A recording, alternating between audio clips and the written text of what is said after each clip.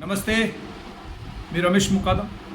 ग्रामोदय विचार माध्यमातून आज अभिजित दिपके यांचं आंदोलन आणि त्याला मिळालेलं यश याबद्दल बोलण्याचा प्रयत्न करणार आहे. व्हिडिओ आवडला तर लाईक करा, सबस्क्राईब करा आणि फॉरवर्ड करा.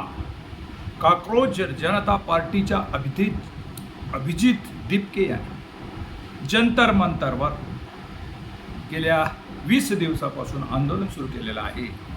आणि या आंदोलनामध्ये सोशल वर्कर सोनम वांगचुक हे उपोषणाला बसले आणि त्यांचा 19वा दिवस आहे. आणि सदर आंदोलनास मोठ्या संख्येने आता लोकांचा पाठबळ मिळू लागलेला आहे. युवकांना कॉकरोच म्हटलं आणि त्या माध्यमातून कॉकरोच जनता पार्टी फेसबुकवर उभी राहिली आणि अभिजित दिपके हा त्याचा म्होरक्या. आणि मग कुठेतरी नीटच्या पेपर फुटले, अनेक विद्यार्थ्यांनी आत्महत्या केली.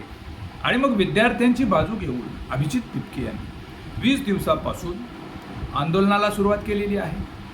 केंद्र सरकार झुकत नाही, दबत नाही. मग केंद्र सरकारनं कोणीतरी जबाबदारी घ्यावी म्हणून केंद्रीय मंत्री धर्मेंद्र प्रधान जे शिक्षण मंत्री आहेत त्यांना या नीट पेपर फुटी प्रकरणी अभिजित दिपके आणि युवकांनी दोषी ठरलेला आहे.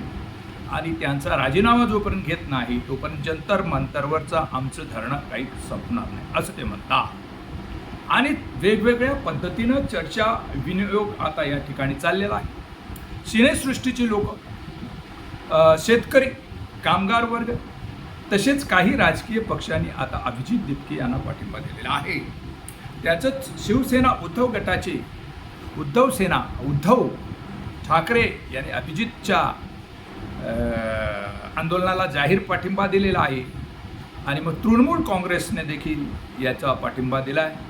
तसंच केजरीवाल जे आम आदमी पक्ष त्यांनी पाठिंबा दिलेला आहे. आणि डाव्या पक्षांनी देखील या आंदोलनाला पाठिंबा दिलेला आहे. दिवसेंदिवस आंदोलनामध्ये आता लोक सहभागी होऊ लागलेले आहेत. आणि प्रिंट मीडिया आणि मेनस्ट्रीम मीडिया हे आंदोलन कुठेतरी दाखवत नव्हतं, कुठेतरी दाबण्याचा प्रयत्न करतो आहे. परंतु येथील जनता आता जागृत झालेली आहे. आणि सोनम वांगचुक यांनी उपोषणाला बसल्यामुळं आणि त्यांची स्थिती खालवल्यामुळं आता या आंदोलनाची धग वाढलेली आहे. आणि सरकारला वाटलं होतं की हे सहज आंदोलन शमेल किंवा आपण डायव्हर्ट करू, पण आंदोलन काही शमत नाही. अभिजित दिपके हे आंबेडकरवादी विचाराने या जंतर मंतरच्या दिल्लीवर बसलेले आहेत. आणि त्याने ठरवलेलं आहे की या देशाची लोकशाही धोक्यात येणार नाही. स्वातंत्र्य, समता आणि बंधुता आणि सामाजिक न्याय हे जे ध्येय आहे, जे आपली एक घटना आहे आणि ही घटना कुठेतरी घटनेप्रमाणे कारभार या देशाचा चालला पाहिजे. आणि त्या दृष्टीनं आता त्याने या आंदोलनाचं स्वरूप घेतलेलं आहे. सोनम वांगचुक यांनी काल लोकांना केलेलं आव्हान आणि 20 तारखेला कॉकरोच जनता पार्टीने संसदेवर मोर्चा नेण्याचं ठरवलेलं आहे. 20 तारखेला पावसाळी अधिवेशन संसदेचं सुरू आहे. आणि भारतीय लोकशाही टिकवण्यासाठी भारताच्या मध्ये ज्या काही लोकशाहीच्या घटना घडत आहेत, आंदोलनाच्या घटना आहेत, ते कुठेतरी संसदेमध्ये त्याची प्रतिक्रिया उमटणं गरजेचं आहे. गेल्या 12 वर्षापासून भारतीय जनता पार्टीचं जे काही शासन करते आहे, अनेक घोटाळे आहेत, अनेक प्रश्न आहेत, पण त्याची जबाबदेही कोणीही घेतलेलं नाही. कोणी मंत्र्यांनी घेतले नाही की प्रधानमंत्री नाही घेतले. आणि कुठेतरी आता सरकारला याची दखल घेणं भाग पडणार आहे. शिक्षा प्रणालीमध्ये, व्यवस्थेमध्ये बदल हा 12 वर्षामध्ये झालेला आहे. आणि तो कुठेतरी या देशाच्या मूलभूत ढाच्याला धक्का देणारा आहे. आणि कुठेतरी गरीब होत चाललेला आहे आणि अमीर होत चाललेला आहे. आणि कुठेतरी भ्रष्टाचार या देशामध्ये मांडलेला आहे. आणि केंद्रीकरण करण्याचा जो काही सरकारचा प्रयत्न आहे त्यामुळं मोठ्या संख्येनं भ्रष्टाचार होत आहे. नीट परीक्षामध्ये पेपरफुटी होत आहे. आणि त्यामुळं विद्यार्थी नाराज आहेत, शेतकरी नाराज आहेत. आणि विद्यार्थ्यांबरोबर त्यांचे पालक. आणि त्याला जंतर मंतरवर जो काही मिळणारा प्रतिसाद आहे. अभिजित दिपके हे दलित समाजाचे आणि डॉक्टर बाबासाहेब आंबेडकरांच्या विचार घेऊन ते जात आहे. त्यामुळे या देशाची प्रिंट मीडिया त्यांना कुठेतरी पाठिंबा देत नाही.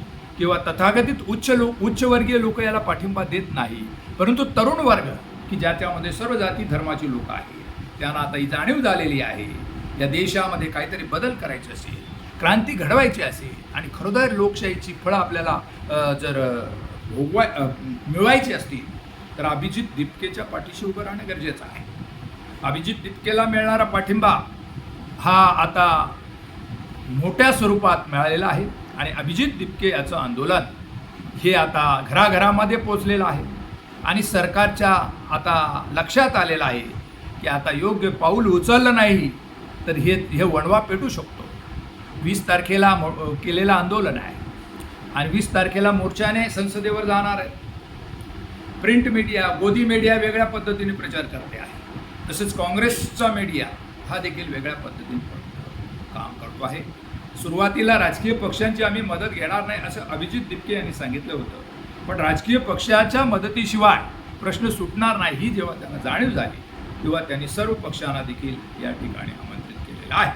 असं असताना विरोधी पक्ष नेते राहुल गांधी जे काँग्रेसचे आहे ते काँग्रेस मीडिया कुठेतरी याला योग्य तो पाठिंबा देत नाही, कुठेतरी शंका घेत आहे अभिजित दिपके यांच्या आंदोलनाचा का अभिजित दिपके यांना BJPनंच पुढं केलं आहे का असा प्रश्न काँग्रेसचे काही नेते घेतात. त्यांच्यामध्ये संभ्रम आहे.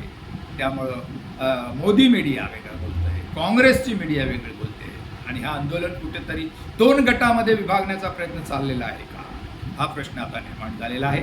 सोनम वांगचुक यांनी उपोषणाद्वारे लोकांना आवाहन केलेलं आहे, माझ्या उपोषणाचा माझ्या मरणाचा काही प्रश्न नाही, पण या देशाची शिक्षण व्यवस्था बदलली पाहिजे आणि म्हणून हा आंदोलन आहे. आणि 20 तारखेला त्यांनी एक मोर्चाचं आयोजन केलेलं आहे आणि या मोर्चाला समस्त देशवासियांनी पाठिंबा यावं आणि आंदोलनामध्ये सहभाग घ्यावं असं त्यांनी केलेलं आव्हान आहे. आणि उद्धव ठाकरे यांनी स्पष्ट सांगितलेलं आहे, आम्ही इंडिया आघाडीच्या राहुल गांधींना देखील या आंदोलनात सहभागी करून घेणार आहोत. तसेच मी जरी जंतर मंतरवर गेलो नाही तरी महाराष्ट्रामध्ये मुंबई आहे, त्या मुंबईमध्ये आम्ही आंदोलन करणार आहोत. आणि त्यांनी इतर इंडिया आघाडीच्या इतर लोकांना देखील सांगितलेलं आहे की आपल्या राज्यामध्ये हे आंदोलन ठेवलं पाहिजे 20 तारखेला. त्या पद्धतीने वेगवेगळ्या ठिकाणी धरणे आंदोलन होणं गरजेचं आहे. 20 तारखेचं आंदोलन का सरकारला डोकेदुखी ठरणार आहे. 20 तारखेला या देशात काय परिवर्तन होणार आहे. गेल्या दिवसापासून असंतोषाची चिंगारी 20 तारखेला फुलते का की सरकार माघार घेते आणि धर्मेंद्र प्रधान यांचा राजीनामा घेतो हा प्रश्न आहे. पण मूलभूत प्रश्न असा आहे की या देशाची निवडणूक प्रक्रिया, निवडणुका EVM मध्ये घेणार का हा एक प्रश्न आहे. ज्या काही न्यायालयीन प्रक्रियामध्ये न्यायालयाच्या भूमिका काय संदिग्ध आहेत तो प्रश्न या ठिकाणी निकालीत येतो का. जी ज्या स्वातंत्र्य स्वायत्त संस्था या काम सरकारच्या दबावाशिवाय चालणार का हा प्रश्न आता निर्माण झालेला आहे. दिवसेंदिवस लोकशाहीचा गळा घोटणारे निर्णय होत आहे आणि ज्या लोकांनी निर्णय घ्यायचे मग न्यायालय असो हे डोळे पांघरून बसलेले आहे का हा प्रश्न आता जनतेला सोडवत आहे. आणि लोकशाही खरोखर टिकून ठेवायची असेल, स्वातंत्र्य, समता, बंधुता आणि सामाजिक न्याय हे जे मूलभूत घटनेचे जे काय गोष्टी आहेत ह्या जर आपल्याला टिकून ठेवायचे असेल आणि 78 वर्षामध्ये भारताची ही लोकशाही टिकलेली आहे. भारत हा विविध राज्य, विविध देश, विविध राज्य, विविध भाषा, विविध धर्माने असं युक्त असं आहे आणि 78 वर्षामध्ये ह्या देशाची लोकशाही टिकलेली आहे. आता ही लोकशाही टिकते का हुकुमशाही येते हे 20 तारखेच्या आंदोलनात समजणार आहे. पण 20 तारखेचा आंदोलन हे दिपकेचं आंदोलन हे देशामध्ये वेगळी क्रांती करून घडणार आहे. या संदर्भामध्ये आपली भूमिका काय कमेंट्स करा आणि माझा व्हिडिओ जर आवडला तर लाईक करा, सबस्क्राईब करा आणि फॉरवर्ड करा. जय हिंद, जय महाराष्ट्र, जय भारत.